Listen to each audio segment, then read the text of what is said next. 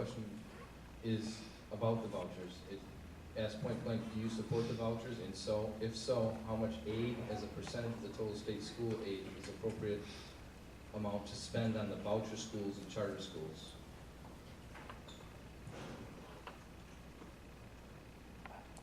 Yep. I don't support the vouchers. Number one reason, because of the not being accountable for what's happened to those dollars. How can you have one public school program that's held accountable and another program that uses those same dollars and is not held accountable?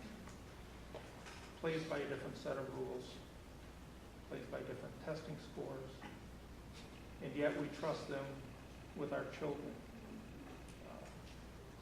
Unfortunately, voucher schools have become an experiment in education that really hasn't been successful. And I think it's time to bring those dollars back to our public schools, to make our public schools stronger, and to make sure that our kids are getting the education they deserve, and that we can have a better educated workforce in the future. When you start dividing schools up, dividing that money up, I think we all lose. And I think the state should sort of get out of this education business of trying to make the decisions that a few people think is wise and go back to making Wisconsin's proud heritage of public schools even a stronger thing in our future. Representative Kerkman? On the issue of school choice, yes, I do support the program. And actually, the program was here before I was elected. And it was started by Democrats, actually.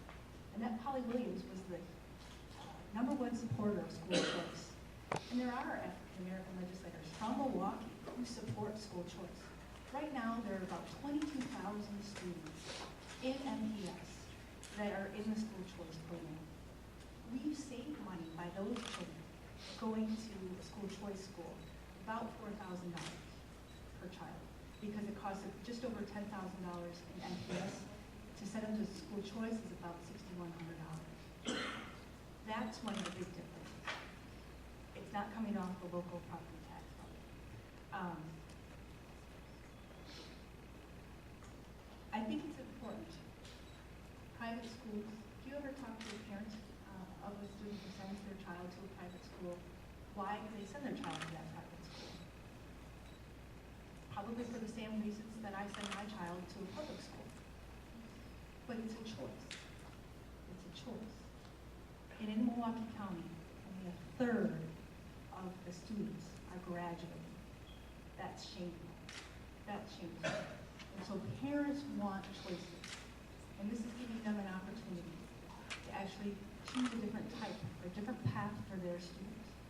Again, I've chosen to send my children to a public school, the same public school that I went to. I'm very proud of it.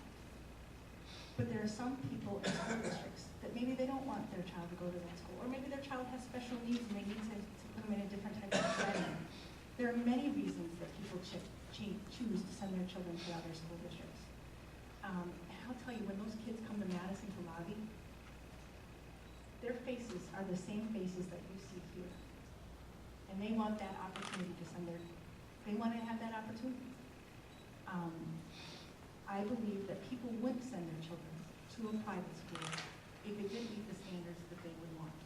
And actually today I brought with me, they did a nice little article in the Kenosha News of all the school districts in Kenosha County and how they rank. And I bet you everybody today looked at their school. And that's what happens in MPS. They want that same opportunity to send their kids to a school of their choice. You know, we talk a lot about the education dollars, and it's the #1 thing that we spend money on in our state budget. I said that before, and I'm going to continue to say that. One of the reasons we did have an additional $1 billion of new money that came in, it all went to the medical assistance program. That's where all of our additional revenue is going. Because of decisions made in 2010, because of the federal Obamacare that's coming down on us, any new dollars that we have to put into the medical assistance program, because our numbers of people in those programs are growing. So that's one of the most difficult choices. It's always been between have in Madison. And so today, I do support school choice because it's a different path for some kids that might need a different path in their life. Thank you. I wonder if I could just add to that, Polly Williams and those that were in favor of the initial program were against the program that's working now. It didn't work. They saw it didn't work.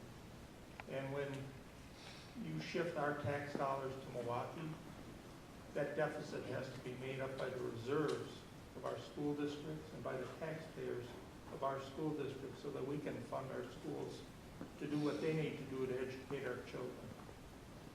The state likes to brag about coming up with a surplus here and a rainy day fund.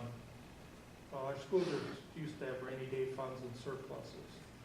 Unfortunately, they had to use those surpluses to fill that gap, the shortfall of dollars coming back from Madison, and the dollars that were shifted to the voucher schools in Milwaukee. Do you want to respond, Representative Kerkman? I would, because Representative Jason Fields, who is a current legislator, unfortunately, he lost his election. He's one of the largest advocates for school choice. And he might have heard one or two of his speeches on the assembly floor, because once he gets going, he sits kitty corner from me on the assembly floor. It's all about the kids. It's all about the kids in his eyes. And, you know, he represents those kids, so I think he knows what those kids need. Jason was an advocate, but that's why he lost. His community were advocates for it. So it kind of tells a story about Milwaukee and what's happening out there. It's an experiment fund.